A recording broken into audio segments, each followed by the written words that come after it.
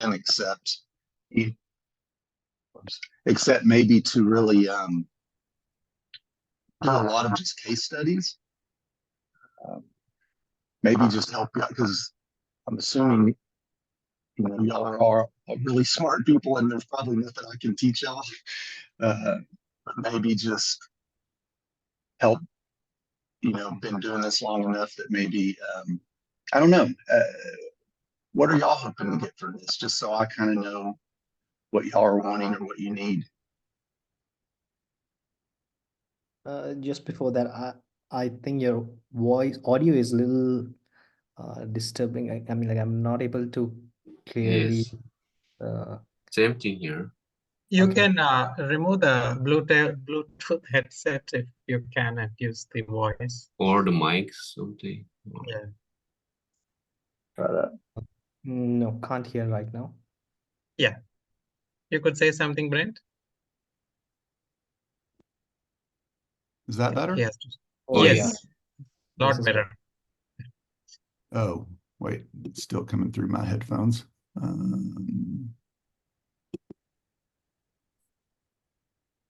Okay.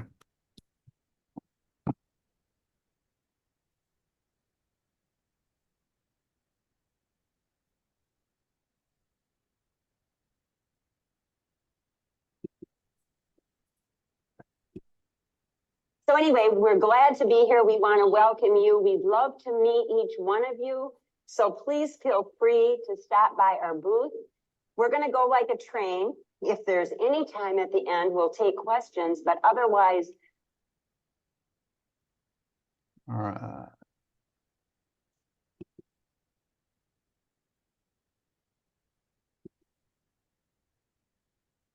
Still can y'all hear me? Yeah. Yes, we Yes. can hear you. Yes. Okay, here it goes. Now I can hear you. Sorry, not very. Okay. Yeah, I guess.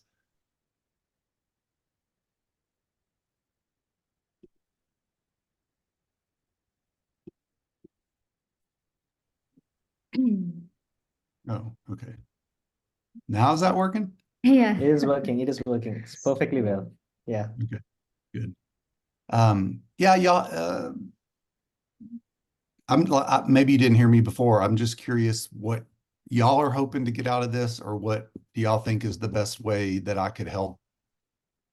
I was thinking case studies, maybe sharing some trainings that I've learned from.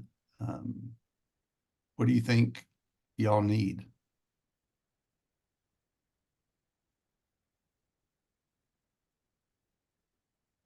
Luis. Um, So I think I'll go You first. go. Probably it's Okay. so we are still not sure what is the training about and how to go, but just Pastor Subhash has just mentioned that we can discuss with you and just talk about definitely what you said about the case study. That is, it's going to be really, really helpful to understand.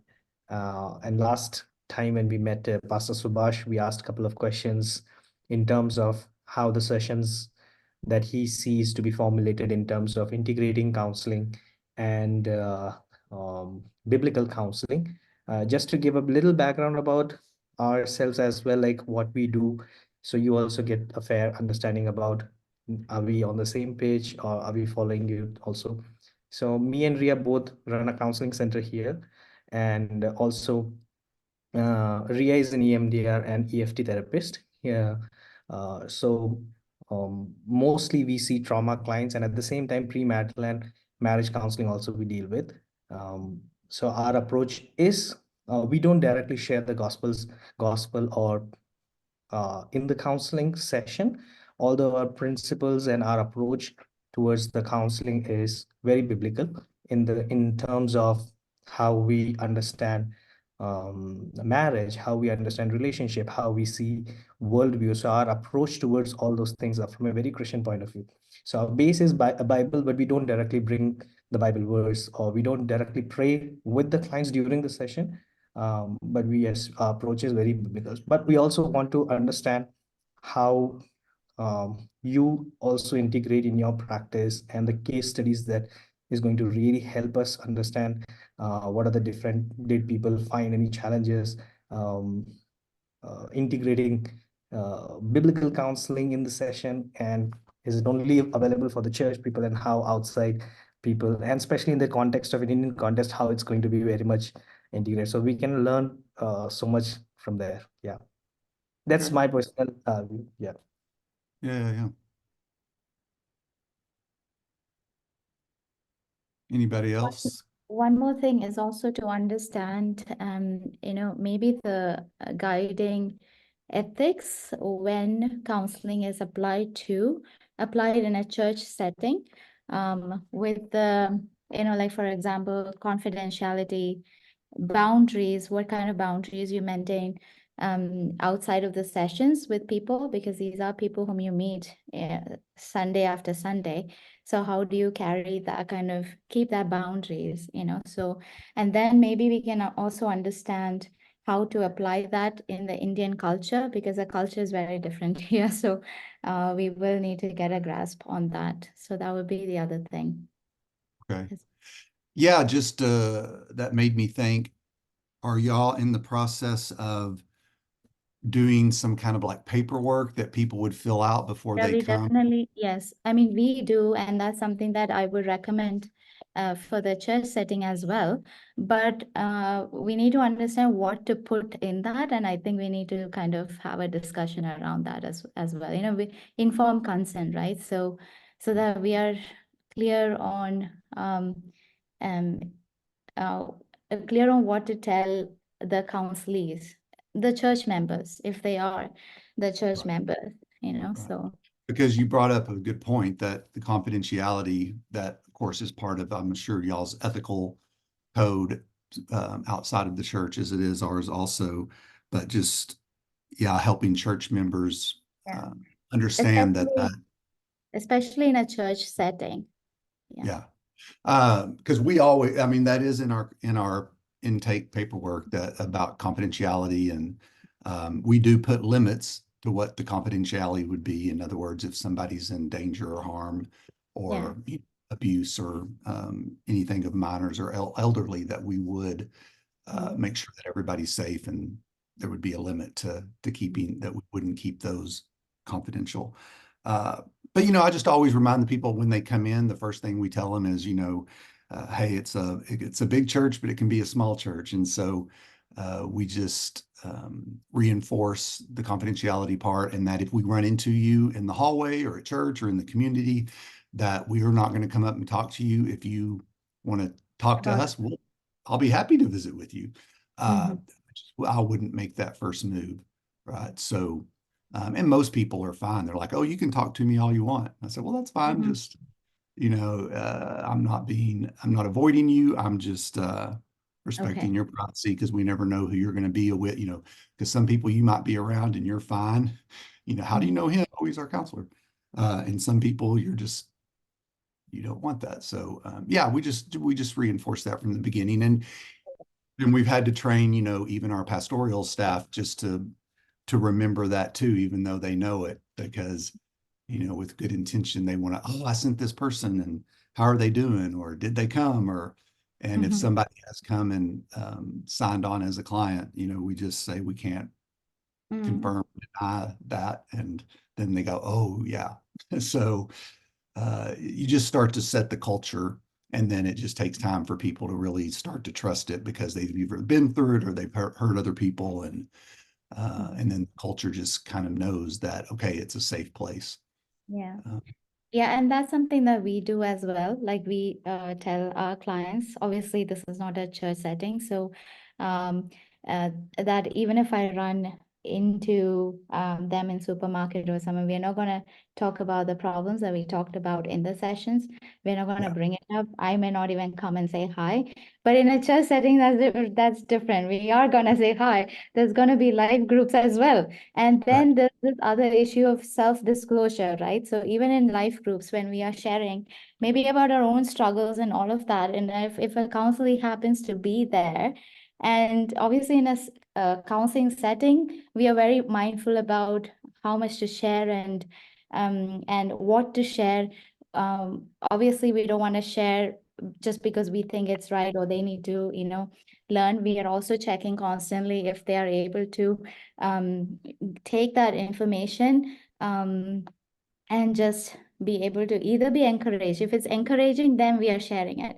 So in a live group, it becomes very different, right? So I was just wondering if you have some way of working around that as well or not. Yeah, you're right. You do have to be careful what you self-disclose. I think it's very helpful when it's helpful, just always using it in moderation.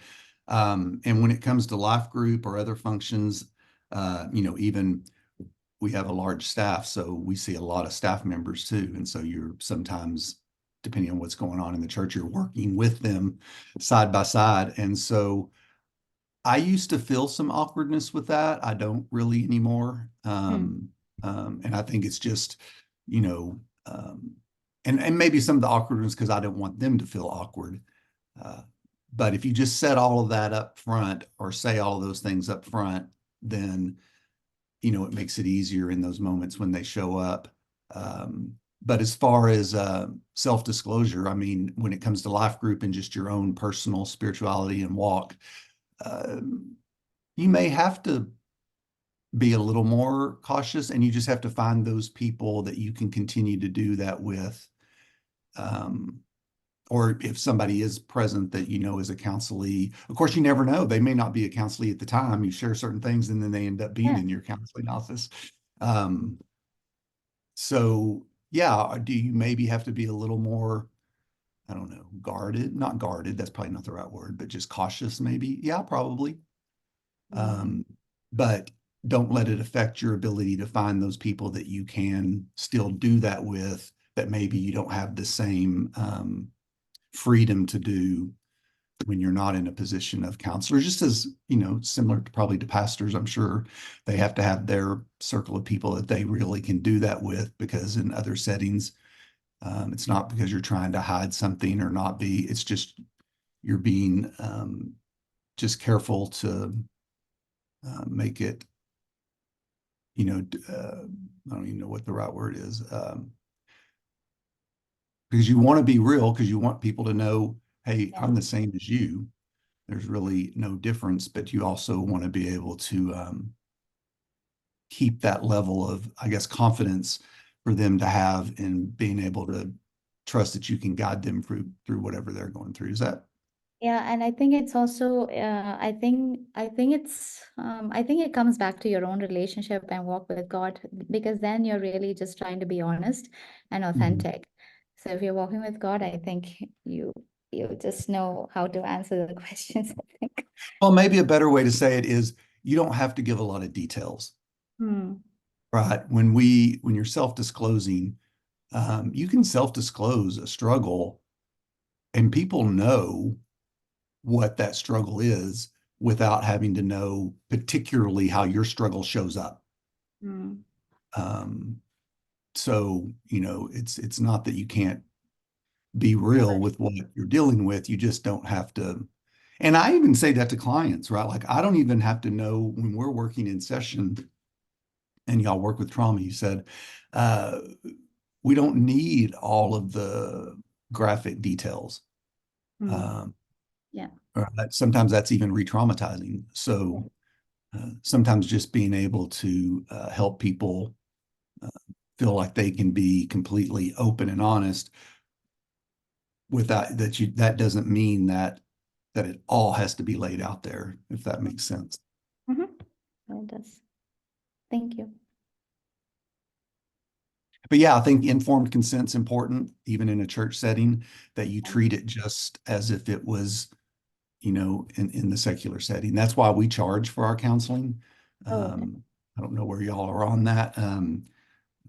We always work with people, and we don't want money to be a reason they can't come. So we charge, kind of what the going rate is, probably less than that, if they went somewhere else. But, if they're able to afford that, great. We always let them know if that's ever an issue, just talk to us about it. And we just work with people on an individual basis. I mean, there are some people that we're not charging anything, but that's not for an extended period of time. It may be that, hey, let's get you in, let's get to know you. We'll do, at least 3 sessions, no charge, and then we'll just reassess. What are they really needing? Where are they at? Is this going to be really, possibly long-term? Is it, or we have a lot of referrals, that we can, so it's not, counseling's not the only support they're getting, whether it's some other support groups or different things within the church or even just within the community. We sometimes say, if you're doing these things and you're coming to counseling, we can continue to talk about the money issue, because it shows that they're invested in some other ways than just showing up every week or every other week for counseling and not having to put anything into it. Even if it's not money, they're putting some effort into some other things that, are offered that are maybe free of charge or whatever. It just, if there's a level of commitment from you, then we're fine continuing to help somebody, because it's not about the money, but it really does make a difference when people have skin in the game, or when they're having to, put something in it. It can be helpful, I think, to do that, even if it's a small amount, right? If all they can pay is $10, then okay, let's do that, and then we'll do that for however many sessions, and then we'll just have a conversation about it, later, and see where you're still at. And a lot of times people are like, yeah, we're doing better, I'm working now, and I can pay more for. So all of that's in the, in the paperwork. I don't know how y'all's court system work, but, we include in the paperwork that, hey, we're not really here to be a place where you can come and then get us to, testify in court, or a custody issue with children or things like that. We just, not that if we weren't subpoenaed, we'd have to go, but we just say that's really not what our, our goal is. Yeah. Okay, good. Yeah, so, we'll say, if you need paperwork or you need stuff, or we have to go to court, here's what it would cost you. We just are upfront with all of that, just, as a deterrent, but also just if we really had to do that and lose income, because we pay our contract counselors, then, they would be reimbursed for that, but it would come from them. So just, I can send over what our consent looks like. I mean, our informed consent. And then y'all, like you said, y'all already have one. So you just can adapt it for what would, we just try to keep it the same as we would if we were out in private practice. And again, because that creates, and we also in the church, we have our offices kind of in their own area. That, it's funny, a lot of people, when they first come, they're like, we didn't even know this was here. Our church is, I guess, big enough, that we can be kind of tucked away, and so we have a waiting room. We try to keep it all very private, so that the door they come in, they can go straight into the counseling office. There's not a big sign that says counseling center. There's just a little one, and with an office and a receptionist, and again, the same thing you would find, so that people feel like, okay, this isn't just I'm coming in, and because it's scary for some to trust that their church would be a safe place, which is sad to say, but a lot of people have experienced it not being a safe place when they are in struggles. So that's, I think the good part about the counseling center is they can go there. They still have their life group leaders, or they still have, other things but the counseling center becomes a place where they can maybe go a little deeper into, whatever thing is keeping them stuck. So, can I go next? Yeah. Yes. All right. Hi, Brent. So I think last time when we met, we kind of discussed about, what should be the basic training that all of us should have in common. Oh, yeah. Because we all have masters, or, I think re-entries are also doing PhD. And so the basic level is kind of masters. But other than that, like, is there something that we should all have in common, so that when we represent Crossroad Counseling Center, we are all on the same page, and we are kind of having the same mindset as to, how to go about it? Or,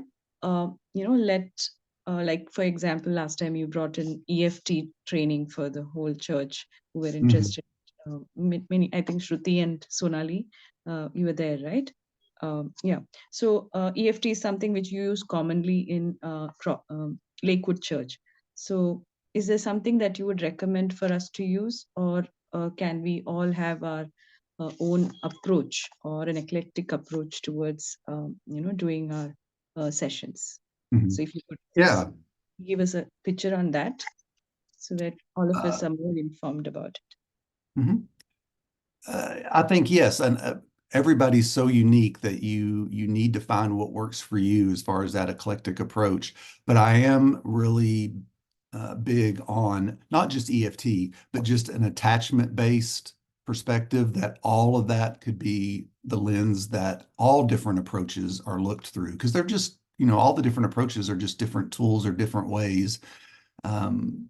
And so whatever works best for you, but if it's looking through that lens of not just what's wrong with somebody, but what happened to them, and really just trying to understand from an attachment perspective that we all come into the world looking for someone looking for us. So at the core of everything for us is a fear of isolation, alone, not being accepted, not belonging, that there's a primal panic in us, that rises up when there's a threat of disconnection.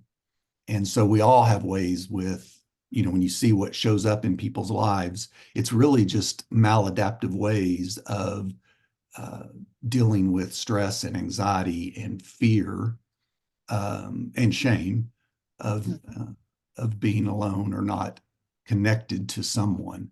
And so if you just start with family of origin, I always start with family of origin of trying to get a genogram in my head, by the questions I ask, or doing an adult attachment inventory. Some of those can be really, really long, and I don't get into, most of that or having people fill all that out. I just, as I'm getting to know them in that first session, I'm kind of exploring, and some of the basic things that come to mind right now are just wanting to understand how they kind of grew up, how their family handled stress or conflict, or right, if there's been, again, divorce or certain deaths or certain, things that have happened in their life, to kind of just, not that we're going to just dive into all of that in the beginning, but really just in my head, starting to build a picture maybe of how they see their world. Because, when we grow up, and we all have to do that self-awareness with just ourselves, having to realize that how things impacted us, because over time, we just find a way to cope with whatever it is that's happening. And if we don't have good role models who are able to help us manage those emotional touchstone kind of moments, then our brain's going to figure out how to, what to do with that. And I think, when I was there in August, really looking at those attachment styles, and how we have learned to attach, whether it's in a more avoidant way or a more anxious way, or even if we have some secure attachment, we still have to be aware of how we manage, those eternal questions of, are you there for me? Can I count on you? Do I matter? And what does that look like in that? Because I'm just trying to see, how does it show up now? So even if somebody's in, well, we'll just use, drugs or alcohol as an easy one, it still probably all comes down to an attachment wound or an attachment issue. I mean, alcohol works. I mean, if I'm trying to manage relationships and anxiety by, not having to feel certain things that can overwhelm our nervous system, then, however it came about, alcohol became a way to do that. And now I don't even question it. Maybe I'm in a place where I know it's not good and I don't want it anymore. And I can white knuckle it for a while. But the question is what purpose does it serve? Where is it coming from? So even all behaviors, this is just kind of the lens I'm kind of looking through, is all behavior has a purpose, and just being curious maybe with what might be, and helping the client be curious with where that might be coming from or what drives that, because most of the times it's unconscious. It's just under the surface. We're not even aware of what is really going on. We may think we have a good idea of what it is, right? Or, sometimes we try to help clients see the false belief that's behind some things, the cognitive behavioral. But that's hard too sometimes because to the client, that's not a false belief. That's their truth. Yes. And so to say, you just have to think a different way doesn't always help. I mean, they do need to think a different way, but helping them see, that thought pattern was formed around some real experiences that we have to understand in a way that then helps them get to a place of seeing themselves, other people, or their world maybe in a new way that they've not been able to see it before. And then that's again goes back to why the client counselor relationship is so important, that just in those first few sessions, really just building that rapport, and as you're getting a picture of who they are, that you start out just at that surface level, and then you slowly take them further into, I guess using the EFT language, helping them really see what's going on inside all of those different interactions within themselves or between other people, especially between couples. And it's easier to see it show up when you're working with couples because it's going to show up in your office. When they're in there alone, you're trying to get a picture of what's happening in the cycle, but you're only getting their side of it. So sometimes helping people just say, let's focus on your part that's going on. And then this is where I bring in the spiritual part of it, is really regardless of your circumstances, regardless of whoever you're married to, or the people you have in your life, or the parents that you have, or whatever it is, the coworkers you have, that if we truly trust that God engineers all of our circumstances, even the ones we can't understand, then how do we have a vision of who we're becoming, right? Helping them maybe formulate for the first time what kind of person they really want to be. Do they even have a vision of who they're becoming, if they're believers? But even if they're not believers, right? Who they, would want to be. If we don't have a clear vision that they're living out of, then it's really hard to guide them and, understand them if we don't even have that. Because if we're trying to help somebody move in that different direction based on that vision, a lot of times we have to help them put in some means or put some things into place that maybe in the beginning don't seem to have anything to do with that vision, right? But there's practices or disciplines or things that we can focus on or work on that will be available to them then when they are faced in a circumstance where a decision has to be made, right? Because we can all have good intentions. I want to be a good husband. I want to be a good wife. I want to be a better whatever. But there's an old saying that, the road to hell is paved with good intentions. The question is, we have those good intentions, but we keep finding ourselves in places where when a decision needs to be made, we miss it, or we, fell, or we're like, why do I keep doing the thing that I know I don't want to do anymore? It's Romans 7. I do the things I don't want to do. I don't do the things I want to do. And I think it's just because, one, we don't have really a vision of who we're trying to become, and we haven't put some means into place that allow us to be able to slow it down in those moments or in those circumstances to draw on, whether it's, for a lot of people, especially here as Americans, we don't know how to just, even in our own lives, be present with ourselves, or to slow down, or to just be in a moment. We're just unconsciously go, go, go and do this. And, oh, I'm faced with something. So this is what we never really take time to just, and that's never going to happen if we're not putting something in place that allows us to start to experience that. And it can be a frustrating experience for a lot of people, right? So, sometimes just helping people say, hey, look, you may not know why it's important to journal, but could you just try it?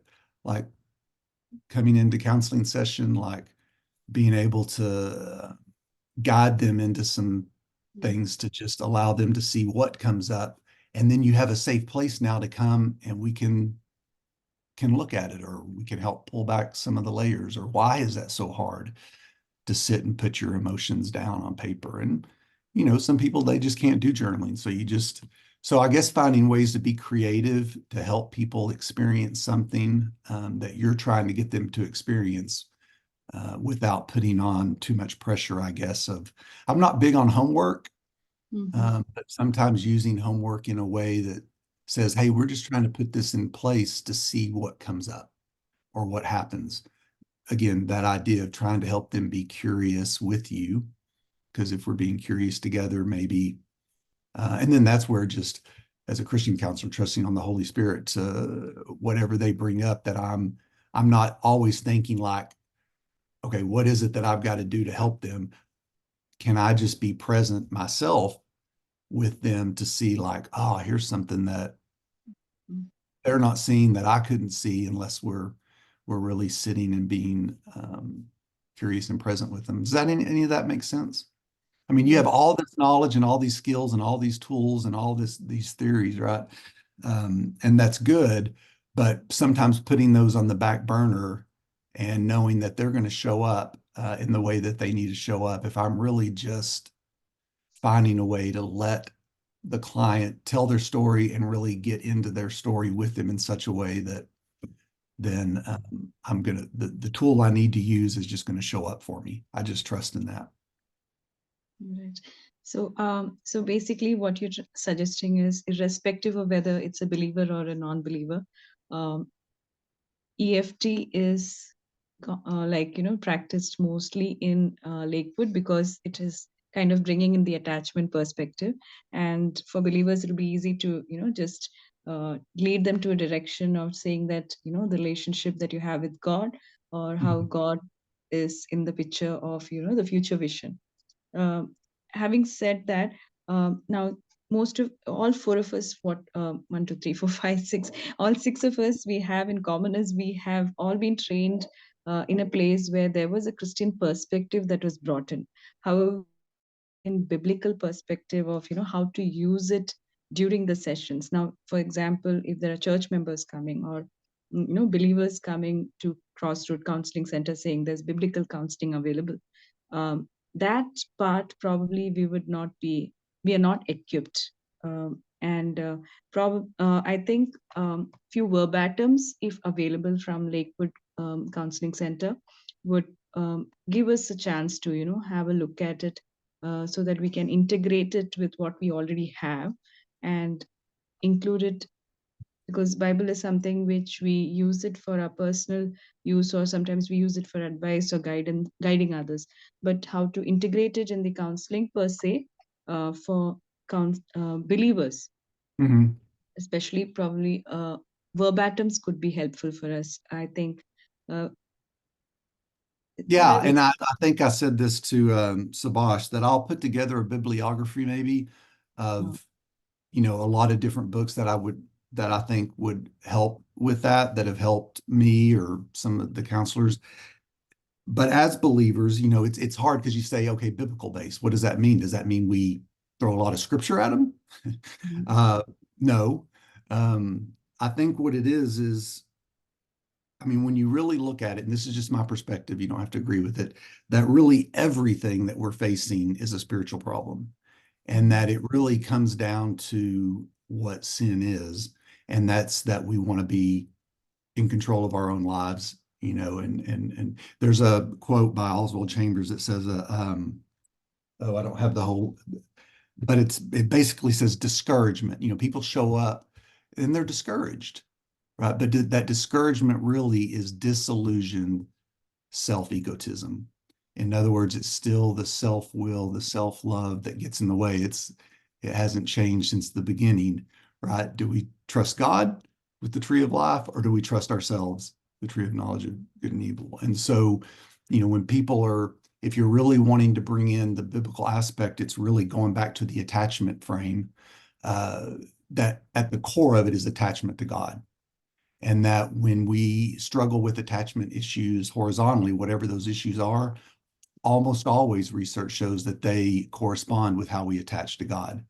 Now, we may think we attach to God differently, right? Because we know the right thing, that, okay, he is a big God. We know all the right things, but deep down in our soul, there's still that part, that struggle that says, but I don't know that that's for me, or that I can really trust him with, my deepest things. Because if we haven't experienced that horizontally in our earthly relationships, it's really hard to then translate that to him. So helping people really just, what would it be like? And I kind of said this earlier, regardless of your circumstances, right? To find a way to start to put some of those means into place. If you have this vision, this goes back to that vision, that you truly are created to become like Christ. I always use Galatians 2:20 when Paul says, I'm crucified with Christ. It's no longer I who live, but Christ who lives in me. But this life that I still have to live in the flesh, I live by faith in him who died and gave himself for me. So that vision of that God really is, the thing that he really wants is just to have a relationship with me. That's really all that he wants. He doesn't want me to serve him. It's funny, sometimes it's easy to say, I want to give up the bad things. But what's really hard for some people is to give up the good things, right? The good things that get in the way of a true relationship with the Lord. Serving him can sometimes be a hindrance to really knowing him. And so, that vision of what it would be like to truly, I guess, when you think of Job, I always use the story of Job a little bit as, he had a pretty good faith in the Lord before Satan went and challenged God. But he had what we would call a faith of proprietorship. In other words, it was a faith that was, he took in some ways some pride in, right? I can be a good person. I can divert my eyes. When you read through all of that, I haven't done anything. I've always done and it's good to want to do the right thing. But at best, that's a young faith. I was going to say an immature faith, but that sounds kind of negative. But it's not a deep faith, right? When we feel good about the things we can do to be a good person, which again isn't a bad thing. But God took him through that faith of desperation that we all have to go through to be able to have in the end a deep sufficiency, that God's sufficient for all my needs. There is nothing, right? When Isaiah saw the Lord fill the temple, he'd been a prophet for the Lord. And it was in that moment that he goes, oh my gosh, everything I've thought is just like I'm a man of unclean lips. It's the first beatitude until we are at that place of spiritual poverty. Blessed are the poor in spirit. So sometimes our clients are just in a faith of desperation, and it's exactly where maybe they need to be. And being able to be not the way Job's friends were, and how they came. They did okay in the first. They just were there. They sat with him. They had that empathy. But then they tried to get him to, fix whatever it was, or you must have done something, or, is more their own insecurity of God said he's a good God, so we got to figure this out. So, trying to be in those moments when somebody's in a faith of desperation, be with them in a very validating, empathetic kind of way, that again builds that rapport, but then being able to, through the power of the Holy Spirit, interject what it is that they need to take some risks in that faith of desperation. Because God's still in control of it all. He's sovereign, and we can't earn or do anything right for our salvation, but grace is not opposed. Grace is opposed to earning, but it's not opposed to effort. And so how to help them take some risks to truly allow God to come in and do a work that we could never help them do or that they could never do on their own anyway, but we can help them take certain risks. And then that's where all of the maybe counseling skills would come in, because we have to understand why some of those risks would be a really big step for some. You know, some people go, oh, why don't you just do this? Well, that may not be a big step for you, but if this person takes this little step and, you know, they do one little thing and you think, well, they're not really trying. No, for that, if you knew that person's story, that might be the biggest step they've ever taken in their life toward, I don't know, trusting someone else, trusting themselves, facing a shame or a fear. So in those moments of desperation, we're just there to help give them, you know, to walk alongside with, you know, using the things that God has given us through our training or our education or just our own life experiences to be there with that person until they get to that place where they can see, oh God, I've always heard of you, but now I see you, as Job said. So again, from a biblical, if you're saying, how do we do biblical counseling? It's really finding a way to help them surrender whatever it is that is keeping them from truly seeing God as sufficient for all of their needs, right? And that's the hard part, is we don't want to surrender. We don't want to surrender anything that, you know, where we feel like we're in control. We don't want to, we struggle to surrender. So that's what I'm looking for sometimes with people, is what's really going on, even if it's in marriage, right? My husband or my wife, or they keep doing this, or they don't, you know, I've told them my love language 100 times and they don't, you know, that sometimes people struggle just to surrender fairness or to surrender their right to their self or their right to be loved well. Can you surrender that right for your spouse to love you well and let God or other, you know, in healthy ways, know that no matter what, you're going to be okay? And that's hard to convey as a counselor sometimes to people, right? Because we could get preachy or judgy or, you know, in some of those moments if we're not careful. Or we can just tell them all of this. And this is the biggest thing that I've learned is I may have a roadmap in my head of where I'm wanting to help someone go. I need to be open to God shifting that. But EFT, while I guess I like it so much, is because it really does get a good roadmap and certain steps of what you're trying to do and uncover with people. But helping them get there. Don't take them there. You know, so that's where you have to get good. And we can maybe, you know, talk about this in certain case studies, but where you get really good at asking, you know, certain kinds of questions. So when you're trying to help somebody see what's underneath something that's happening, you know, questions like, you know, when that comes up or when that person's doing that, what message do you get? How do you receive that, right? Well, they're just disrespectful. You know, you hear that all the time, or they don't respect me, or I feel unappreciated. Okay, that makes sense. Feeling unappreciated or not. And when you feel unappreciated, right, that's when maybe the anger shows up or the withdrawing or the avoiding. But what is it like to feel unappreciated? Like, help me understand what that means for you, because we just assume, you know, if somebody feels unappreciated, this is what it means through our lens. But what does that really mean to them, right? Or when you feel unappreciated, yeah, what is that experience like? You know, and a lot of times you're trying to get them to that place where they can, it may take a lot of questioning, it may take 30 minutes, and they find like, what are you trying to get at? Well, I don't know. I'm just, and they get to that place, it's hard, or it's scary, or sometimes it just feels like I'm all alone. And that's what you're wanting, right? You don't want to, you know, that's what it is.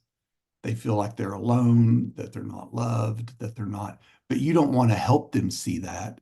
You want them to be able for that to come up from the unawareness into the awareness on their own. So it's really, you know, a lot about just how you try to help people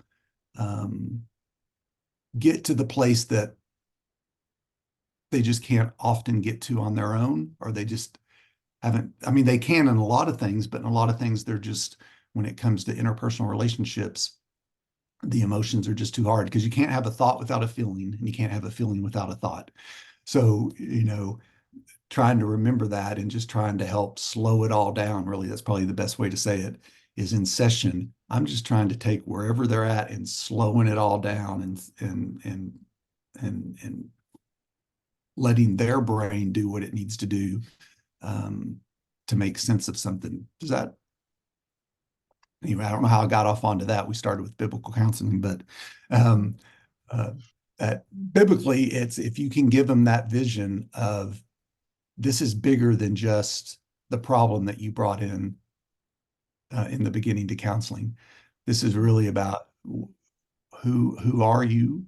Who are you becoming? What does that vision look like? And so sometimes we can just start there, right? Again, you can't just do that every single time. It depends on the person. And so again, it's getting to know them, where they're at, what their understanding of that is, because you want to, tread lightly, I guess, on how deep you go into that too quick, even when it comes to their relationship with the Lord. Because again, from an attachment perspective, you're going to be sensitive to the areas that would be difficult for people based on those attachment experiences. All right. So yes, kind of giving us a picture of how you bring in more of EFT, because the attachment perspective in relation to God, is more easier to connect with the clients. But I'm just wondering, is there any checklist that you use, especially for clients who find it so difficult to open up, because it's a church setting or the counseling center is, they kind of know, Christians are doing it. So, in order to ease that process of, with the rapport building and everything, is there any adult checklist? For example, in my private practice, I do use an adult checklist to break the ice, so that, they can just, have a list of things that they can look into. And even if they have difficulty in sharing to us, they are kind of ticking all those areas that they're struggling with. So, is there something that you use in Lakewood Church? Lakewood Counseling Center, any checklist for that matter, like informed consent, along with informed consent? You mean checklist? I'm not sure I understand what Of the problem areas. For example, they would be reluctant to share, maybe it's related to marriage, or, what area in the marriage. So is there a checklist which will help them to kind of, share more in the beginning itself, rather than, finding it so difficult to build rapport? So is there you any mean check? if they're struggling to share exactly what it is that Yes. is like they're just scared to share it? Oh, okay. Well, I mean, I guess I'll just start with whatever they share, right? We're just our parents, we're like roommates. Okay. And then I just will start with that and just start making some assumptions. Or really just validating, man, that's hard, right? When we get to that place where we feel like we're not really connecting and we're just kind of going through the motions. Wow, that's got to be really painful. It's not a good place. Right. And again, you're just creating I don't want to do a lot of, asking questions, because that's just uncomfortable. So I do a lot of assuming and just going with whatever emotion shows up in the room. So if somebody says, we're living like roommates, that's a powerful statement, right?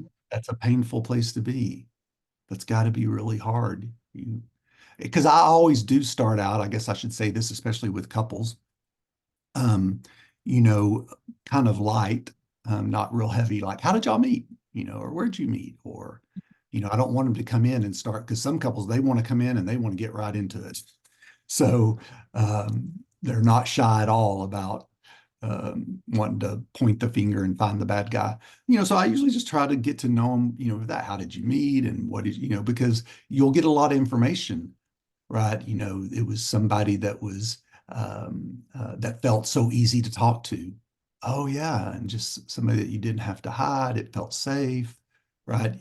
They were accessible to you using all those EFT kind of terms, accessible, responsive, engaged. Yeah, because that's what we all want. And, then, just slowly, where did that start to break down? Or what was the dating years like? What was the first 2 years of marriage like?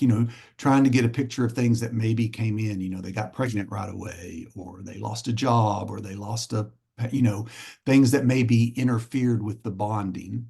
So when you're, again, whether you're working with a couple or you're looking at individuals, you're always trying to understand how did they form bonds with another person, because sometimes it makes sense that, wow, y'all been married 20 years, but those first few years y'all never really had a chance to come together and bond in the kind of way that would protect you, right, in whatever circumstances are going to show up in our life, because we don't know what circumstances we're going to have to face. But if we have to face them alone or with a weak bond, then at some point it's not sustainable. And so sometimes you're trying to just acknowledge, going in through the back door, I guess, without them giving you details. You're making some assumptions and you're saying all of this because then in their head, they're going, oh my gosh. And I've had people even say this, did you have a camera in our house? Or how did you know this was going on? Because we're all struggling with the same thing. It's just showing up differently. So you make enough assumption that then they're comfortable enough to just acknowledge something. And I always call it looking for that handle. When somebody, they let something slip because you're managing the session in such a way that, well, it's been, really hard because that time I caught him looking at pornography. And it's been, 10 years ago. It's like, oh, wait, no. And they try to pass over it like, well, that was then and that's never happened since then. And it's not, yeah, but when you first, just take me back to that, when you first saw that and that happened, right? What was that like for you? Right. And again, you're just trying to layer in all of the emotion. That's why it's called emotionally focused. It's not that it's not all about feelings, right? But we know that emotion drives our behavior, our perceptions, right? Even people that seem like they have it all together and are very, organized or always doing, it's still emotion that they're trying to manage, in some of those. It may be a healthier way to manage it. Because sometimes, especially when you're working with couples, you think, oh my gosh, this person, they're just all over the place. They can't control any of this. And this person seems like, okay, well, at least they're easier to talk to and they're, they've got it all. It's just two different ways of managing the emotion, right? And sometimes the avoider seems like the person that's not emotionally charged, but they're just as emotionally charged as the other person. It's just not showing up all over the place, if that makes sense. So, I grab onto those things, whether it's something the avoider says or something the person that's the pursuer more says, and then I just try to slow it down and layer in some, I don't know, evocative kind of questioning that must have been so hard for you when you saw that or you discovered that. And what did you do with all of that, right? Or what was it like for you when you found out your wife found that you were doing those things? Right. Well, I felt bad and I told her I was sorry and I've never done it again. Well, yeah, and that's good, but and again, you're just trying to help them get to that place of, how hard it was or what that emotion was. Does that help? Yes, kind of. I'm understanding there's no checklist used in Lakewood Yeah. Counseling Center, basically. So it's Mhm. just the individual approach towards the client's sharing. So we're not having anything to give room to the client to, share anything before that. So, like while booking for an appointment, is there any uh, options that they have to tick? For example, in marriage, what area? So that it throws light on, they would. Oh, yes. So we do have in our, when we send them paperwork to fill out, there's like a little life inventory kind of thing that kind of like describe the situation you're in or why you're coming to counseling. it'll ask questions, like what's your living situation, or some medical things like what are you experiencing? Is it, excuse me, headaches, or like there's a whole list of things that they can check of maybe symptoms they're experiencing. We ask, have you done counseling before, or is there mental health issues in the family? Um, there's even a question on there of have you experienced any form of trauma? Just giving them a little bit if they, some people will fill out like paragraphs, some won't even check it, and some will put a few things. So it just, it does give you kind of a start to know before they even come into session, kind of the things that may be going on or what's happening. So there are a few of those questions, and I can send that over too. Or we always ask, have you ever been, we don't say sexually abused. I think, been in uncomfortable situations or where there's been any kind of sexual,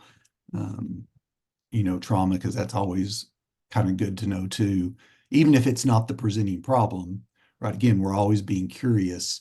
What are the, because so many times people think, oh yeah, they know the facts of their story. Here's how all these things, here's all the things that happened. And I know that wasn't good. But hey, it's made me who I am. And there's truth to that. But that's also, again, within where you're saying, instead of there is a checklist in my head of I want to address all of this. So I know the checklist in my head, but I'm trying to just slowly go into that. And again, well, what was that like, or I'm just curious because that had to be, or if they share the facts with you, you try to guide them into how that must have impacted them. Because that's the part that a lot of times people don't see is how have these things impacted me? And, sometimes I even just say in the beginning, now look, I'm not saying we have to spend a lot of time in the past. We can't change the past. But we do have to understand how it impacted us, how it affected us, sometimes even out of our awareness, because we want to not be afraid of it or have to understand how we cope with it when the past is showing up in the present, because it is showing up in the present. We just don't know how it's showing up in the present. So my goal a lot of times is to kind of try to understand myself as I'm getting to know them. How is this showing up now? What does it look like for them? How does it show up between their own thinking, when they go on those rabbit trails or they're struggling with just inner psychic kind of stuff? And then how is that showing up between other people, their intimate relationships, whether it's a spouse, a parent, a friend, a coworker? How are those things showing up? Because if we start to get an idea of that and then help expose that for them, then they can start to make sense and pay attention to, okay, wait, I think I know what's going on right now. Like I'm really defensive, or I'm getting really angry, or I'm, I can sense these emotions that are coming up, but they're able to maybe then direct them. Because, when people tell me I've done something wrong, it takes me back to that place where my flaws have gotten, my worldview is that because of my flaws, people don't want to be around me, that fear of rejection, right? So you're just helping them make sense of what happens in their lives when distress shows up. So yes, so the life inventory, that is a good way before you meet with somebody to get kind of a good idea of maybe what's going on. And in your head, you're kind of forming, oh, okay, especially if you're seeing a couple, you see what he puts, you see what she puts. And again, from that attachment-based perspective, you know, you are putting that roadmap together in your head of where you want to take them. Yes, I think the inventory that you mentioned that you use in Lakewood Church, it will be an additional resource for so that we can just refer and probably modify it according to our cultural context. Yeah. And Yeah. also it will become an additional tool for us to allot which counselor can take up what case and to what level the client would be helped. Thank you so much for that. Yeah. Yes.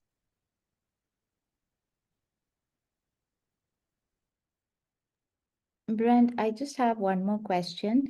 Uh-huh. I'm not sure if everyone else is clear on this, but I am not. So Pastor Subhash kept using the word biblical counseling. So I just wanted to understand the Lake Point, to be on the same page. The Lake Point church is doing biblical counseling or Christian counseling? Because biblical counseling is where you use the Bible as a source to counsel and navigate through all of the struggle. They crack open the word of God in front with their clients and all of that. So, but what you were saying kind of sounded like Christian counseling. So can Yeah. you just clarify a little bit on that? Yeah. And I guess, have y'all heard the word nouthetic Yeah. counseling? Yeah.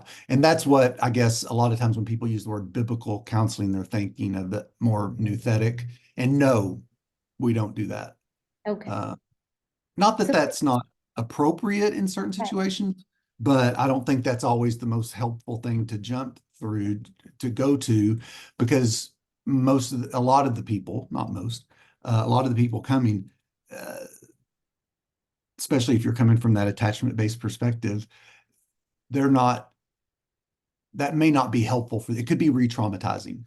So again, going to that place of meeting them where they're at in their attachment understanding of God, what they, because everybody wants to be loved and accepted even by God.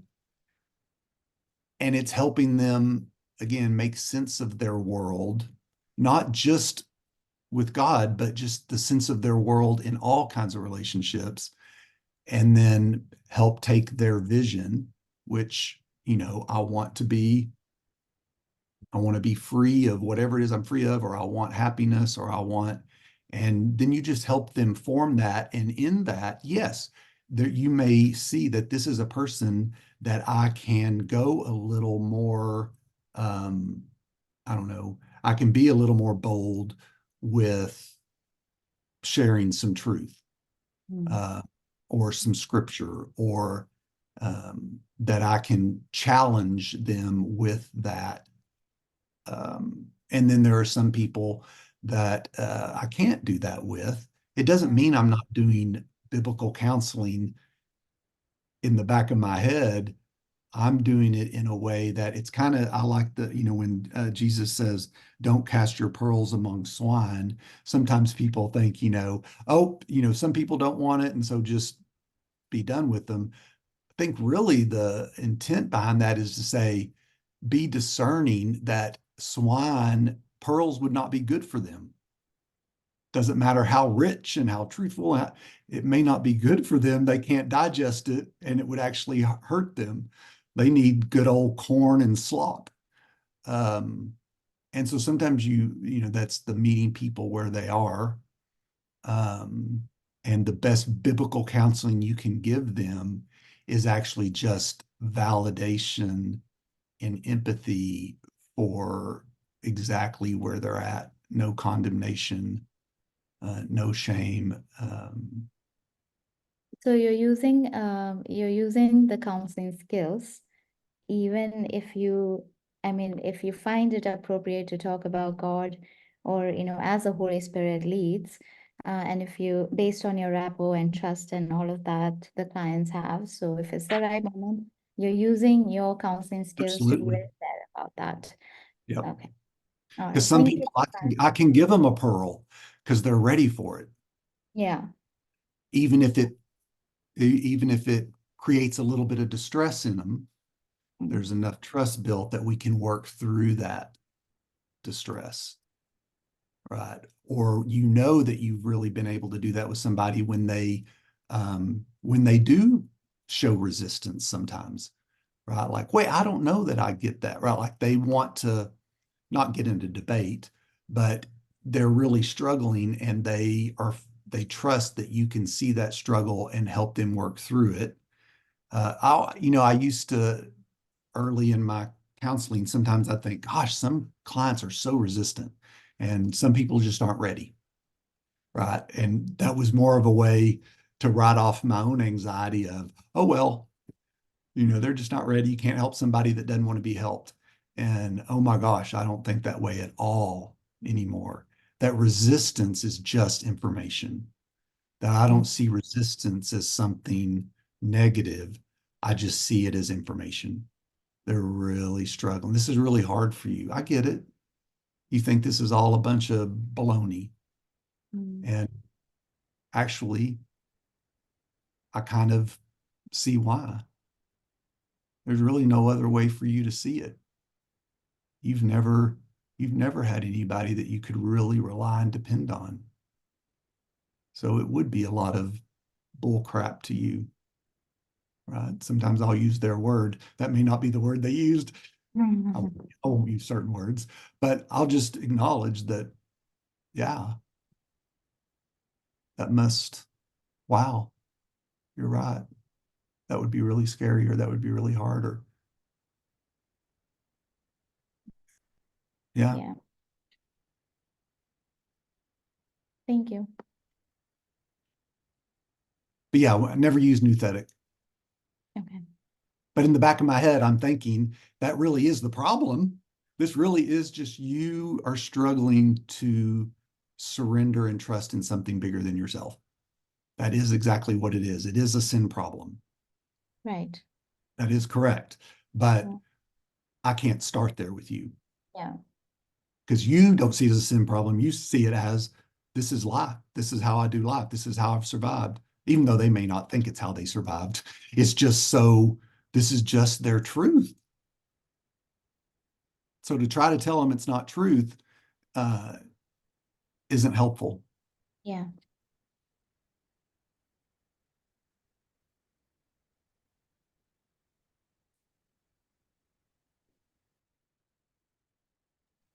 So that's always a hard question for me to answer. Do you do Christian counseling? Well, what do you mean by that? What do you mean Christian? Does that mean do I pray with people? Well, yeah, I will if, right? But it's not like, oh, I'm doing Christian counseling, so I have to pray with every single client, right? Or I'm doing Christian counseling, so I have to make sure I give them a Bible verse. I have to make sure that they know that, whatever it is, right? It's not my agenda.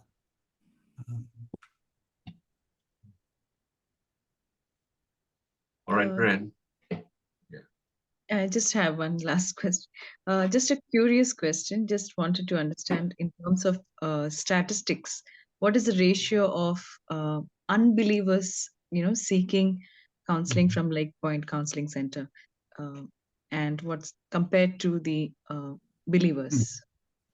Yeah, this is just totally off the top of my head, just, thinking of my own experience.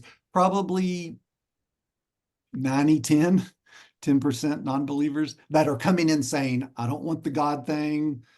I don't want to talk about, any of that. Now, the other 90%, obviously, you're open to it or want to.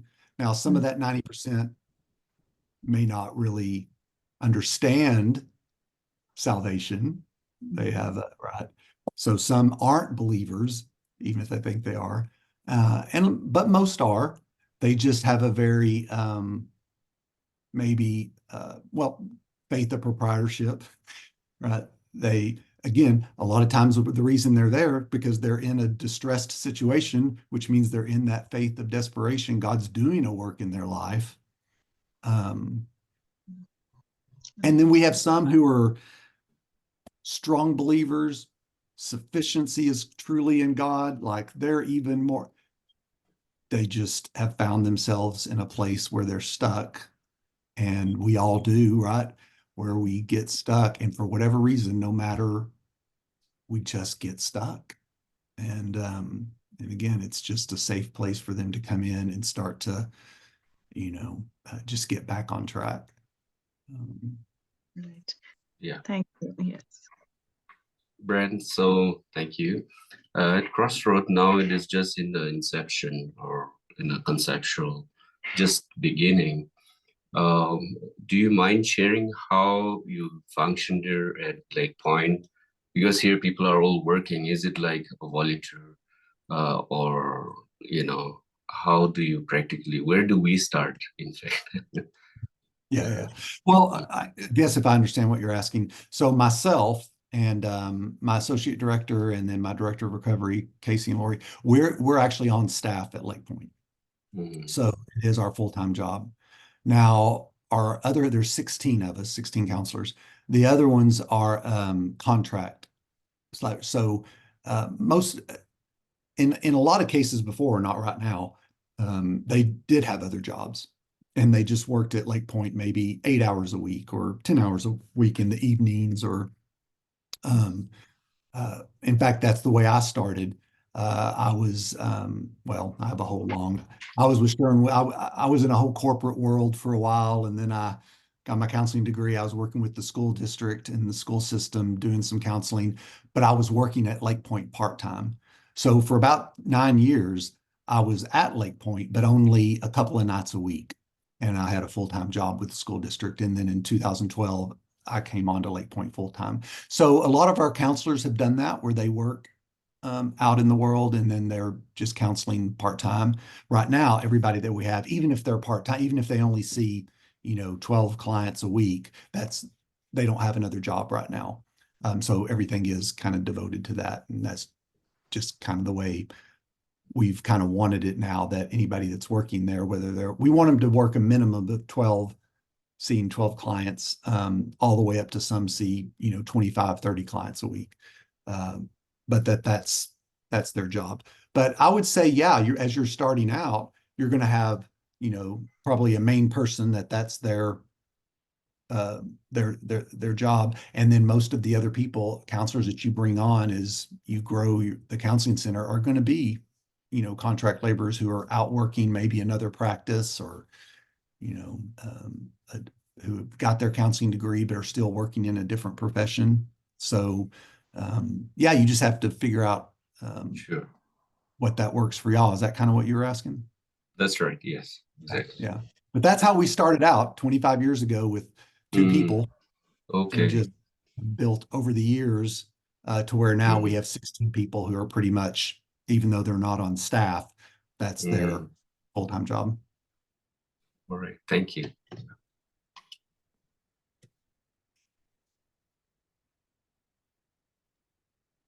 I think you can go next.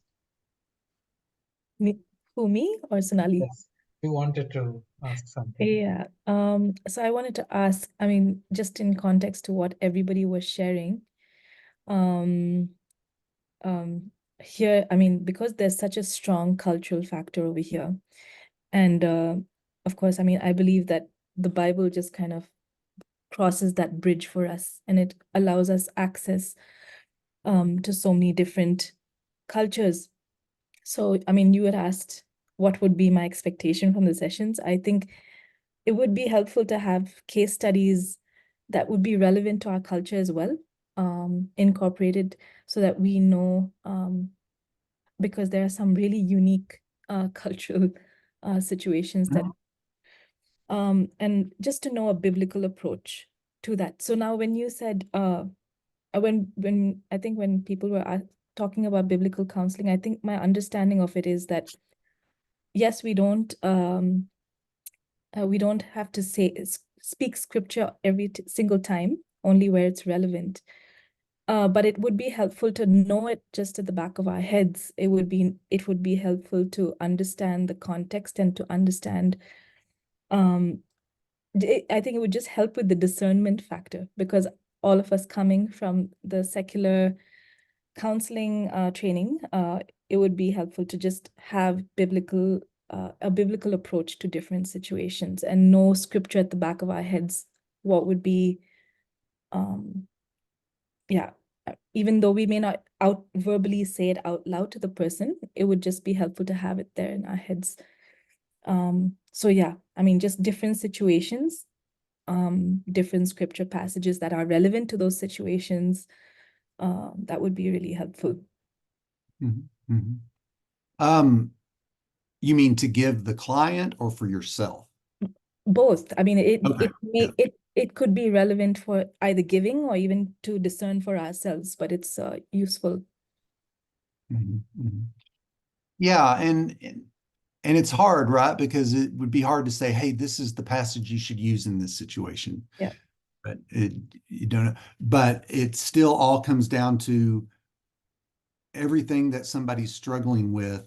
If you just, I don't know, if you want to simplify it, to me, it's about their relationship with Christ. And so if you're continuing to look through that lens, okay, this really has to do with what God is doing in their life, all of this that's going on. And then that's where, just in your own spiritual growth or spiritual life, that verse will show up that, hey, if I'm saying, it's hard to surrender your right to yourself, because you're right. It would be nice if your spouse was addressing this issue or doing this, but if they don't, right, let's just say nothing ever changed. I'm hearing that you want to find a way to know that there's still a peace and a contentment in a difficult situation that doesn't overwhelm and overtake you, right? And then you might right, you could say, and that's why I used Galatians 2:20 earlier, because that's the one that helps me. But sometimes I will share that, when we could get to that place when we trust Christ enough to say that I've died to self, or I'm surrendering this right. I still hope it changes, but if it doesn't, I'm going to trust that He is going to be enough for me, even if it means there's going to be a lot of roommate type situations going on here. Somehow it's going to be okay. And if that verse can help them kind of remind that that's the vision, the bigger vision of who we're becoming in Christ, then yeah, it's a source of comfort in that moment.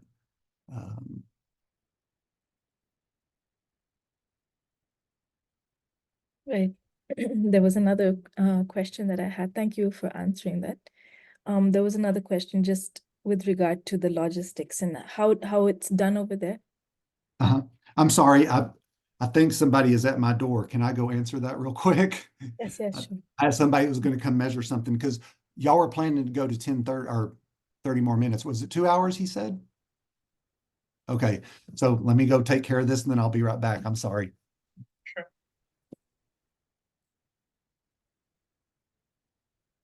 Any of you want to take a quick break? You can do that.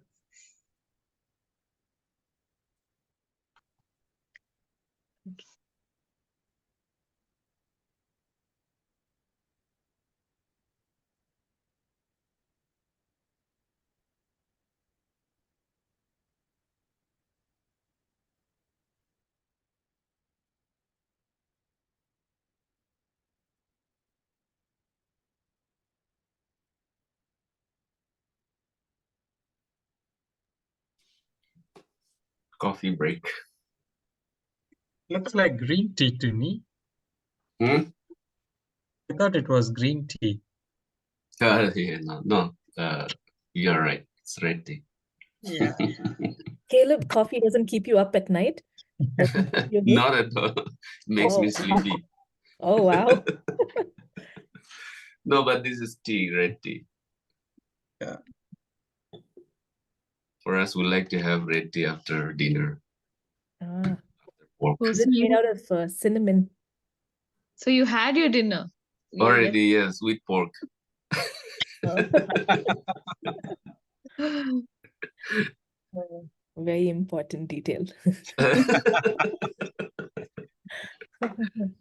No, what? Last night in our live group, we had everything except pork. So Oh, you're making up for that. yeah.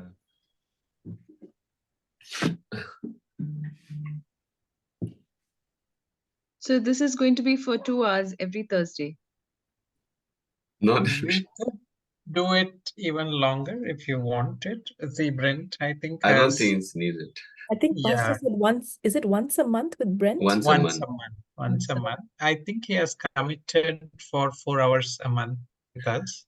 I told we're going to get some session, not like just No, he open said file. the first session he just wants to hear from all of us. Oh, like that. Yeah, and Okay. that's what he told me. I will Yeah. just want to interact the first time with everyone and see what's the expectation. Okay. That's what he said. Yeah. It's Okay, sorry about that, guys. no problem. No problem. We had some break. That's Chit-chat. right. Now I'm out of breath. I had to go. I live in a 4-story townhome, so I had to go all the way down and come all the way back up. It shows how out of shape I am. All right. All right. So my question was, Yeah. in your church, generally, I mean, I don't know how it's done because it's a church setup, and we're doing this for the first time at Crossroads. But do people have the choice to approach the counselor, a counselor that they would be comfortable with, or do they approach an administrator who kind of, how is it done over there? Yeah, good question. So we actually have two admins, one that's kind of the office manager and the other one that is the front desk person that answers all the phones. They're the first person that people see when they come in.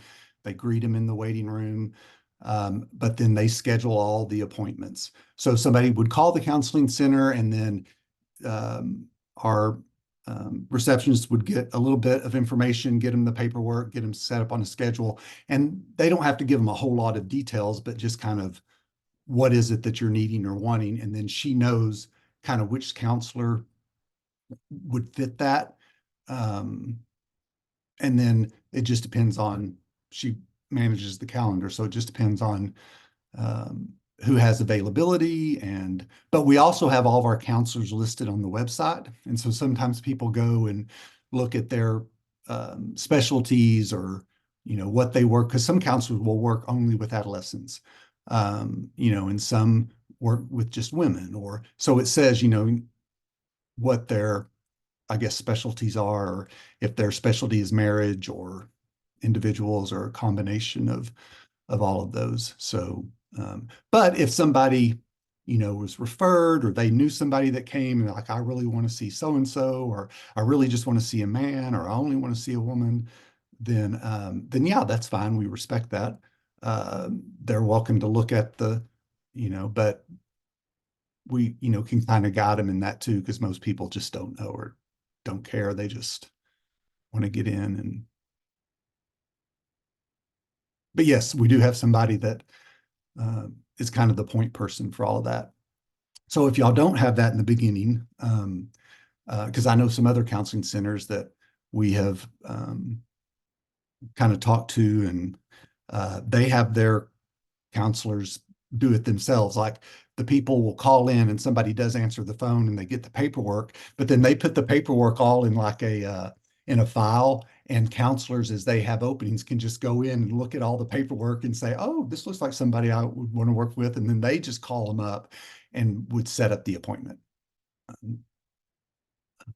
And then I've had other ones where people call in, leave a message, and then just the counselors themselves will, call people back and set up for themselves. But we do it. We have a person that we pay full time to manage all of that for us. Okay. Thank you. Does that answer your question? Yeah. Hi, Brent. I have a question. Yeah. So with regarding to breaching confidentiality, sometimes it involves a legal action. Sometimes it can be because of suicidal ideation of the client. So maybe at times we might have to breach confidentiality in secular field. So is this applicable to the Christian counseling that we are approaching to clients at church? Yes, we would do it the same as if we were in private practice. If you disclose, that's what we give in our limits of confidentiality in the beginning. If any of these certain things are disclosed, we're going to make sure everybody's safe and alert the appropriate authorities. So our Department of Family Services, if somebody is a minor or elderly, we have an adult protection services and a child protection services that we by law actually have to do. that even private citizens, if a disclosure is made by a child that they're being abused or in a dangerous situation, you have 48 hours to report that to the authorities. I always go 24 hours, right? So any of my counselors, it's if something is of concern, let's talk through it. And if we find we really do need to report, then I always say, let's do it within 24 hours, but you have 48 hours to do it. Thank you. Another question is that I heard about Lake Point having non-Christian clients coming in for sessions. Yes. So what is your approach for non-Christian clients? How are we ministering to them? What's our agenda? It's the same, really. I'm going to do the same thing with them that I would do with anybody else. Obviously, though, I wouldn't, even though I have their relationship with the Lord in the back of my mind, I'm just going to be more conscious of how I would or would not bring that into it, because sometimes they just may need some grounding, some stabilization from a very secular way. But we know that that's just a band-aid, but that's okay because that just may be the step that has to happen. And then, depending on how the relationship grows, I'll just be bold with, I know this isn't always where you've come from, but well, I just had that last week with a client and just said, because it's not that he's against any of it. He's just like, well, I guess I really don't know where I stand on that. Right. So I just went right with the whole basic faith deal of our faith in Christ and just gave him permission to say, just as you're exploring that, we can keep talking about it, but that's what it is. And he's like, I just don't know that that's where I'm at yet. And I said, that's okay. That's where we're going to start. Right. So, yeah, I treat them the same. I mean, as far as in my head, the roadmap that I'm wanting to do to help them make sense of whatever's going on in their life, that's the main goal. And then we can go wherever that's going to go afterwards. We just have to follow it. Thank you.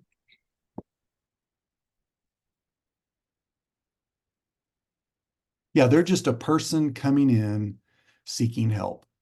And not that it doesn't matter, you want to know it, but I don't get overly concerned exactly where they are in their faith walk, whether they're a believer, whether they're not a believer, or if they are a believer, where they are in that faith walk.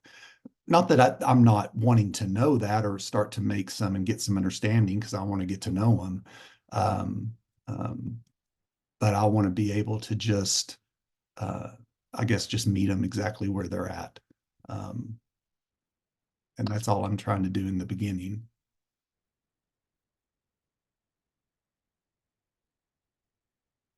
Thank you, Brent. Mhm.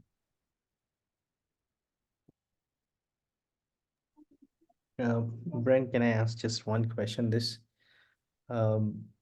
is from a point of view where, as a church, when you're running a counseling center, have you experienced any time where people are hesitant to come to the counseling center because the church is running? Yes. Yep. Yep. And again, just acknowledging that for them, validating, like, I get it, instead of, well, you shouldn't be afraid, or we follow all the rules, and it's just like, okay, it's information. You're scared. There's probably, in my head, I'm thinking, I'm curious to what that is. There's a story there. They didn't just make that up, out of the blue.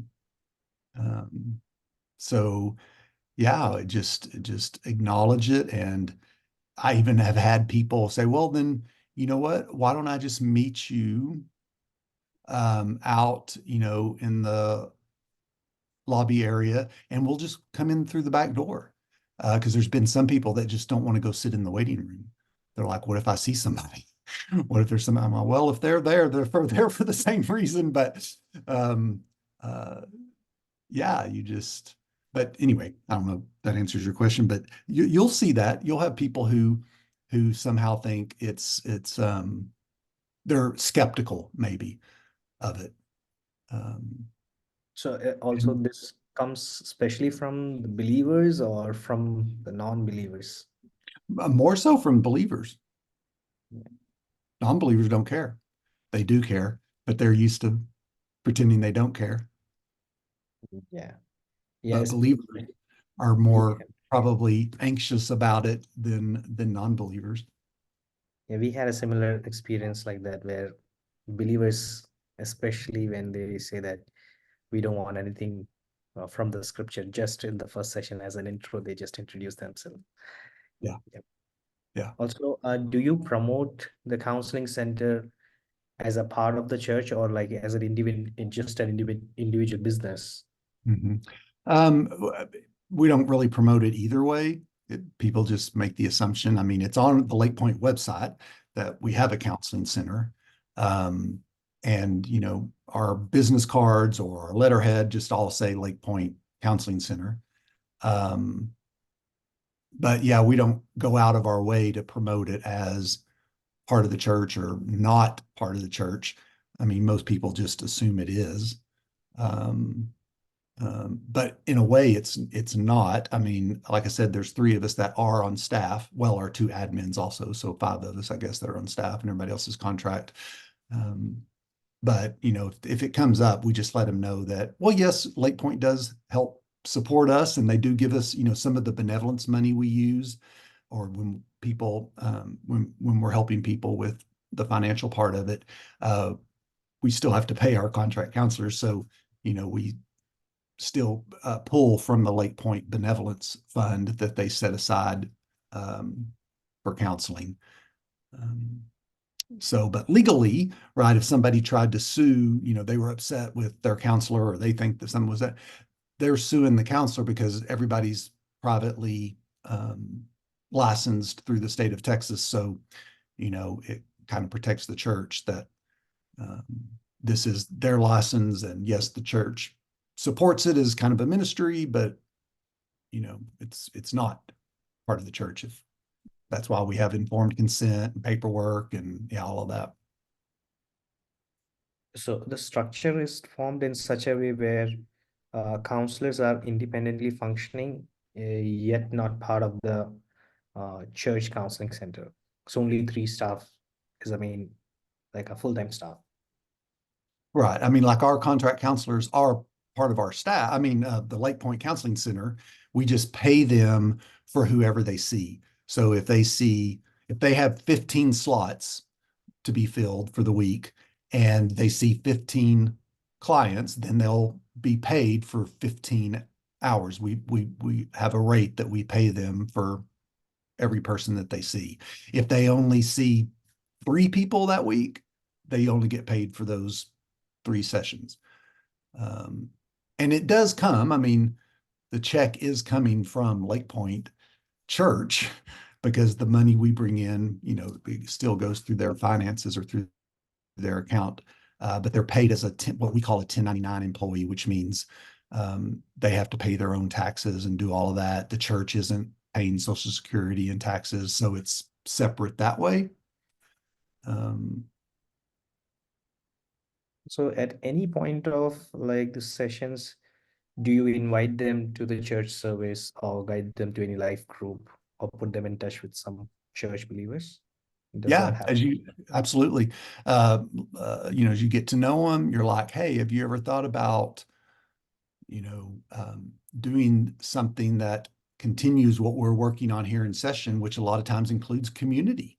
You can't do this alone, right? Or you need other people around that help support. That's why our region ministry has grown so much, because it's a great avenue for people to get into, and then to get into counseling, or if they're in counseling, to say, hey, you need more than just what we're doing here. You know, you need to be, that would be one of those means I was talking about earlier, right? You've got to put some other things into practice, right, that allow God to come in and do a work that we could never do on our own, right? So just going through the steps of regen is just another way to try and keep becoming aware and growing. And so life group, yeah, all of that. We have a lot of support groups that are offered through the church through, people who have been through certain like divorce care, divorce recovery, or grief share. Um, we just have a bunch of groups that we, try to partner with. And So as a counseling center, do you also offer any other um, services like group counseling or workshops or educative seminars? yeah, we, in fact, in a couple of weeks, we're doing our Created for Connection, which is a marriage workshop that is a day and a half of helping people walk through the conversations of connection that are all EFT based. We do that 3 times a year. Um, we have a sexual abuse recovery group that is counselor led.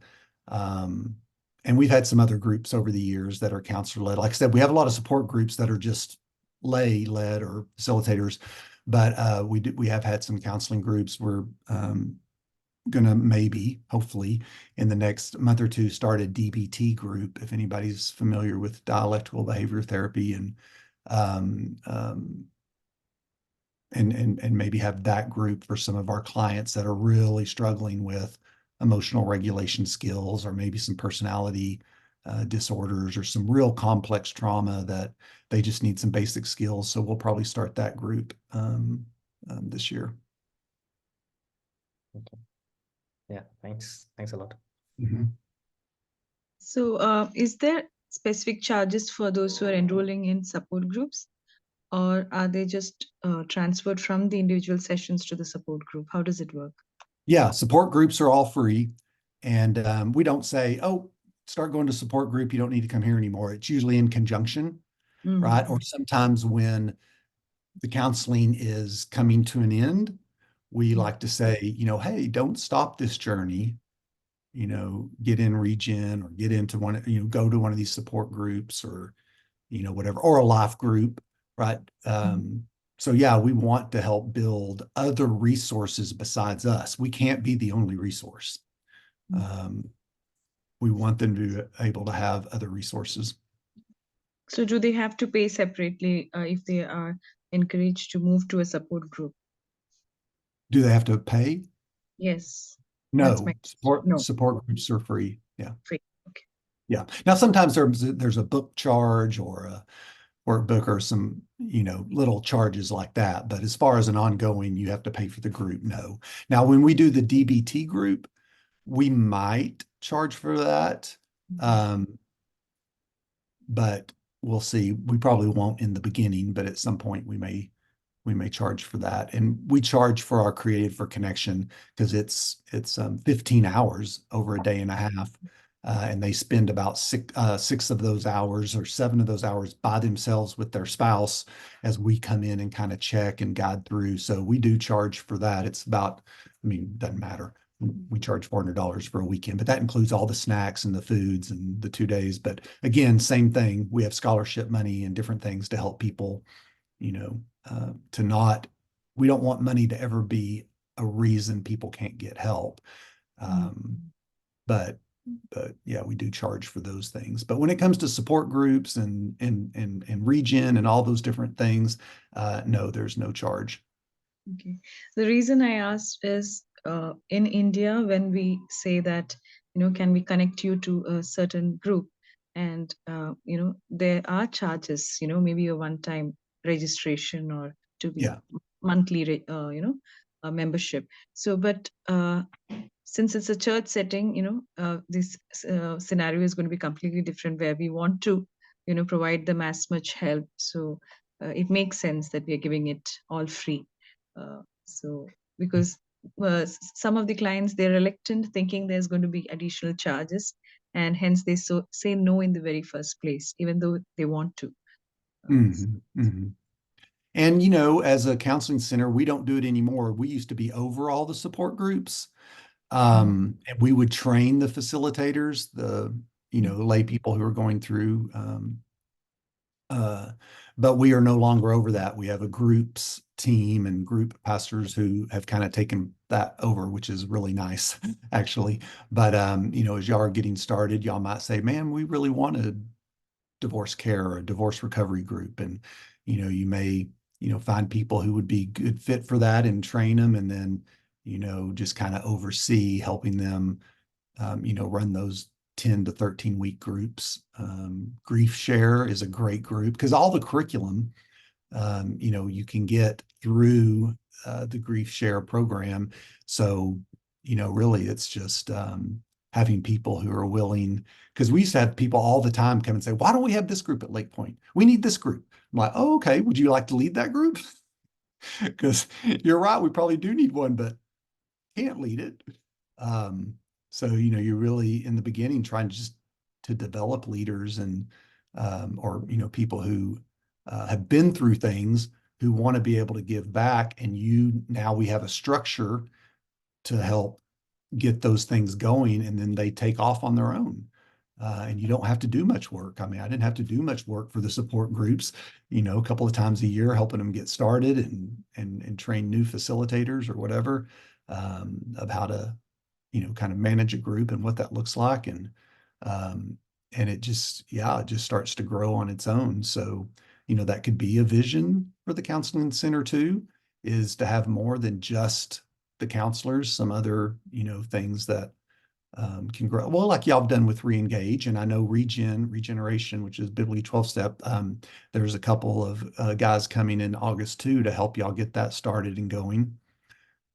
So y'all be able to refer, to that. But that's definitely one that I like them to be in, if it's appropriate, while they're in counseling, because again, then they're constantly, working through this. It can come up in counseling, what they're going through as they're doing their amends or doing things, because, regen is for any life struggle. It's not just for drugs or alcohol. It's for, any kind of addiction or any kind of just struggle like anger management or depression, or just struggling with codependency.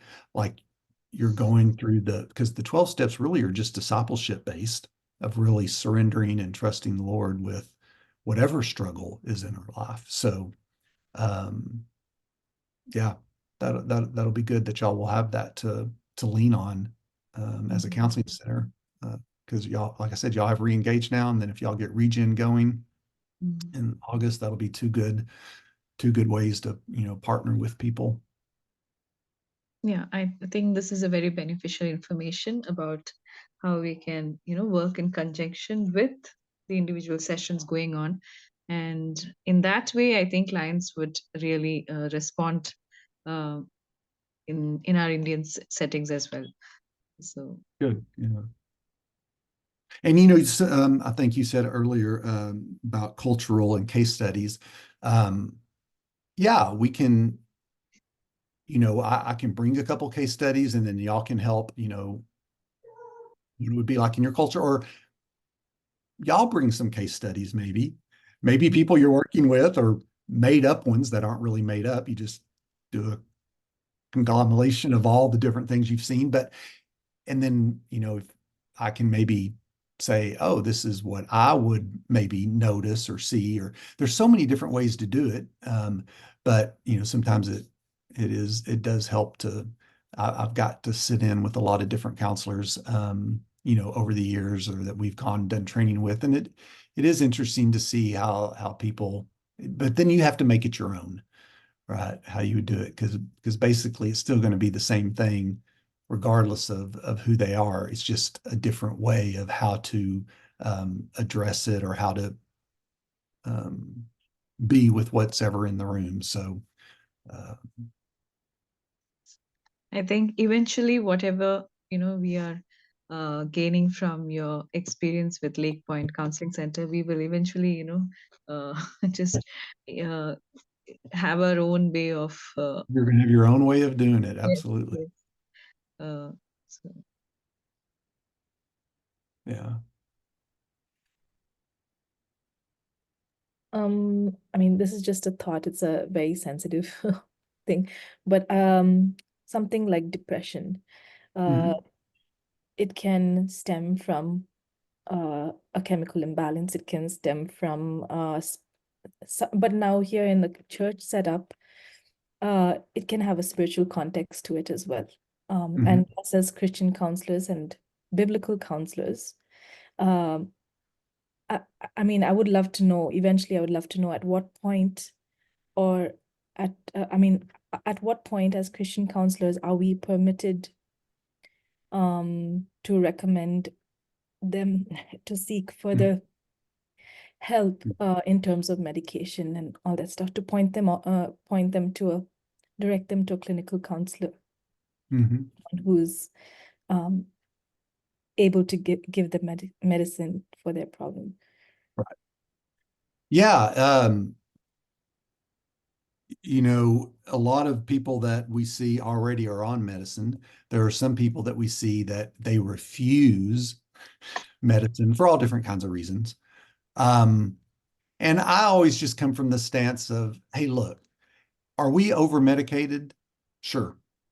Are there a lot of, you know, negativities to absolutely, but there's also a lot of people I've seen that when they get on certain medications that help with whatever, you know, it's amazing how it can change people's life, not because the medicine itself changed, but because it gave them whatever they needed to be able to do the work that they haven't been able to do on their own because of that chemical imbalance or because of whatever it is. So I try to tell people not to be afraid of it, and we just refer.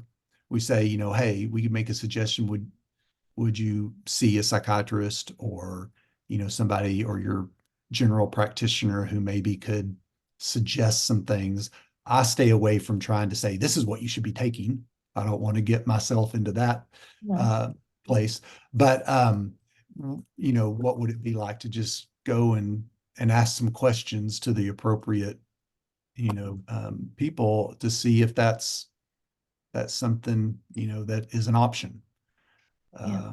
No, Now, I'm if just it's saying this is something that would be helpful to be on a unanimous, I mean, eventually be on a unanimous page, especially as a team of counselors, because let's just say one of the counselors says, I mean, maybe we're discussing something and without, of course, leaving names Mhm. unnamed, Mhm.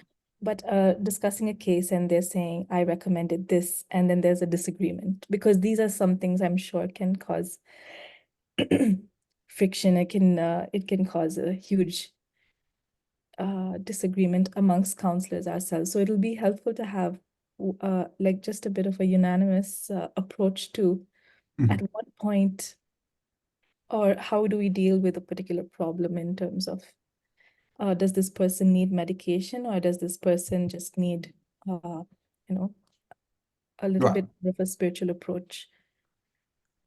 Well, like I said, in some cases they need both, right? I think we have to be open as counselors that we don't have all the answers. Even as believers, we don't have all the answers to what is all, you know.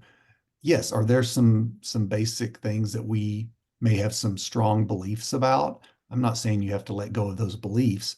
I think you have to just make a decision in the moment that if you see somebody really struggling to regulate emotion or get out of bed or, you know, whatever it is, especially if it goes into something like schizophrenia or bipolar 1 or different things like that, um, that there are some things that actually medically help stabilize somebody. I mean, I don't think we would, if somebody has diabetes, we wouldn't say you need to pray harder, you don't need insulin. um, so again, maybe to answer that question is we have a staff meeting once a month, the counselors. So I run a staff meeting with all of our counselors once a month, and you know, we do make sure we're all on the same page. We have to be all on the same page. If you don't want to be on the same page, you don't have to work here. I mean, that's kind of, you know, kind of it. Now we're under this, I still know that I'm under the direction of Lake Point and our pastoral staff. So I still have to submit to those things too. And they're great about giving us autonomy and trusting us and, you know, but as far as the counseling team, it's okay. Disagreement's welcomed. I've learned and grown the things I used to really feel strongly about 20 years ago have totally been a 180 for me, just from as I've learned from other people, like, oh, okay. maybe I need to shift so I think we welcome the disagreement, but we do have to agree, here's how we're going to handle these things in this counseling center, at least for now.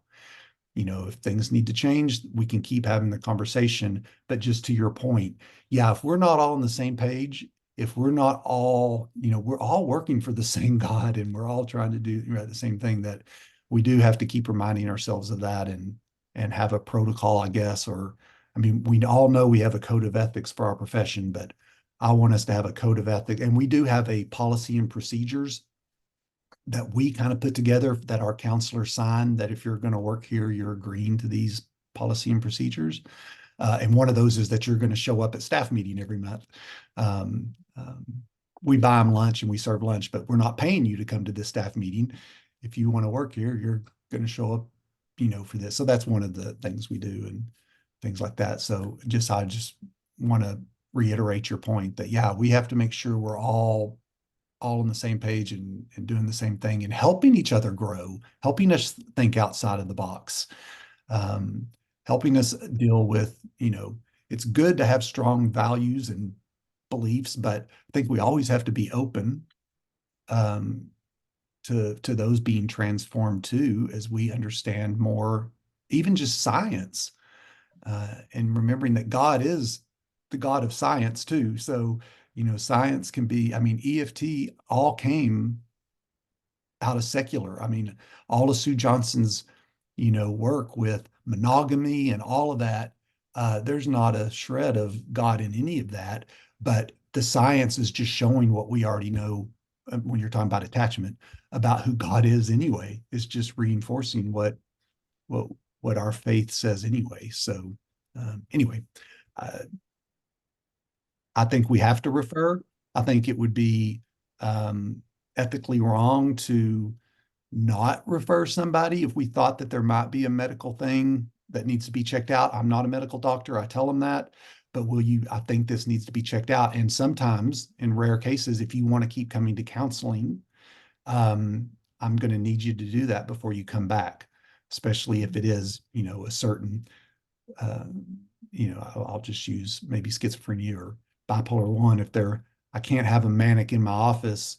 If they're refusing to do medicine, it's going to be really hard to do therapy if they're that, you know, extreme. So I think we would be wrong to, you know, say, well, I don't think you need to go do that. And we're just going to keep working on counseling, and we're going to set up a prayer team for you, and we're going to do all of this, and we're going to, right? I mean, we were talking about that last night because we had a night of prayer and healing, that sometimes, is there demonic possession? Well, yeah, I believe in spiritual warfare. Um, uh, but that's not going to be the first go-to if we don't check out the mental health part of it first, because that would do more damage than. Well, in India, the governing body for clinical psychologists is RCI. So we can get into trouble if we are treating severe mental illness like severe depression, anxiety disorders, clinical issues. And if someone complains, then we can get into trouble. It can lead to imprisonment and all of that. So what we do is, even though I'm treating them with EFT and EMDR, because I'm a counseling psychologist, I do recommend them to have either a psychiatrist on board or a clinical psychologist. So I have a lot of clients who don't want to take medications. So then it is mandatory at least to get a reference from psychiatrist or to be with a clinical psychologist. Otherwise, I'm going to get into trouble with if anyone complains, you know, so yeah. Right. Yeah. And our code of ethics does say that if we are out of our realm, we have to refer. Yes, refer. Totally, we have to refer. Yeah. Just adding on to what Ria was saying, in India, you know, I have seen a lot of Christian counselors who are so zealous to say that, okay, let's get you off the medications. And they forget that, you know, the clients are on a course of medications that shouldn't be stopped abruptly. And that gets them into problem because, you know, the family immediately responds by saying, the extended family says that the counselor asked my son or my daughter to stop the medication and it has worsened. So I think we will eventually have ground rules and a list of red flags to help the entire team Yeah. to spot when and where and when not to, Mhm. you know. Well, I don't think we as counselors, we should ever Yes. make suggestions about medications. Yes. We're not doctors. Now, if people want to talk about it and we can share, like, hey, have you ever tried to come off your medication? You feel like you're ready to come off. Well, okay, we can work through that. But again, do that with the care of your doctor, right? You can't just stop medication. That's dangerous. So again, we just go where the client and help them, where they're at and keep going with that. But yeah, we should never, ever get into opinions, what we think about medications. There's a lot of opinions about medications, but yeah, we just stay away from that. That's not our area of expertise. Now we need to have an understanding of it. We need to know what our clients are on and do a little research on our own if we don't know. And so I think we do have to keep having that conversation about medications and different things. But I don't think I can't think of anything where it would ever be appropriate to try and direct them in a certain way when it comes to that.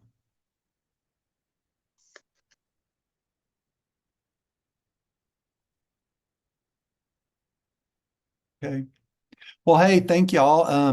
This has been good just to get to see y'all again and kind of get to know you. And again, we can keep this going for the next month till we meet again with just stuff y'all think about, and we can go back and forth on I guess in this little group WhatsApp deal, or ask things of each other, or I'll try and answer, right? Sometimes it's intimidating for me. I just, know what I've been doing for a while and know what I know, and I'll try and share what I can, and I hope it's helpful. But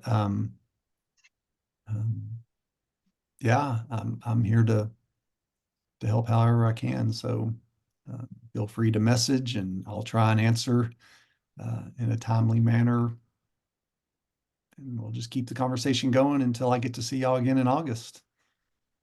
Sorry, February. Yeah, okay. I was just thinking for next month, should we schedule it on Feb 29? Is that okay? Yes, I think I even actually already marked it on my calendars. Let me see what date I have on there. I think that's probably right. Whatever 4 weeks is from today, same time. Okay. 4 weeks from today would be 22nd. Okay. Yeah. Let me just double check. 5 weeks would be 29. 1, 2, 3, 4. Yeah, 22nd. So that's fine. 22nd at 8:00 p.m. y'all's time. Sure. And should I add you to the group on WhatsApp or Telegram? Yes. Yeah. I thought I was, but yeah, add me, and then that way, whatever y'all are asking each other, or if y'all are asking me, I can respond, Sure. and then everybody can see it. Yeah. Sure. Because I didn't see you active on WhatsApp, but you're on Telegram. Have you moved out of WhatsApp or? I do have WhatsApp. I got your WhatsApp that you sent me with this link. I sent it on Telegram. Okay, you saw both. So maybe I need to make myself active. I don't know. Or we could come on Telegram if that is preferable for you. Oh, I don't know. I just recently somebody told me about Telegram because of Amir Safardi, the stuff Okay. he's posting out So of I'll add Israel. you on the WhatsApp group if you're active. That should Yeah, work. I'll figure it out. If not, I'll try to get with you Sure. and see what I'm doing wrong. Sure. Anything else? Anyone has anything else to say or ask? 22nd Feb is the next meeting. And I will send you all the invite for the region training that will happen on Monday at 8 p.m. So you are all invited to join. Of course, Brent need not join, but the rest of you can join the region training on Monday. Okay. Yeah. All right, guys. Excited for y'all. This is an exciting thing to get to do just in your profession, and to get to do it with your place of worship. That's been the biggest blessing to me, to get to go to work at the place that I also get to worship at. It's a really cool thing. So that's exciting for y'all. I asked We'll see. Pastor Caleb to pray and close, perhaps. Okay, thanks. Yeah. Father, we want to say thank you so much for the great time we could have with Brent. We are thankful to you because of the burden that you have placed in our heart, and the counseling center finally, the dream coming to pass. And Father, with all the volunteers, we pray, God, that you will help us direct our steps. And we believe as we take one step, you will help us to take many more steps, so that as we dream to be the church for the city, this will be a great tool as well. And so we want to commit all of us to you, and we pray especially that you will go ahead of us, direct us. In Jesus' name we pray. Amen. Amen. All right, guys, have a good week. Sure. You too. Thank you. Thank you. Thank you so much. Thank you so Bye. much, Brent. Yes. Bye. Thank Bye-bye. you, Brent. Good night, everyone. And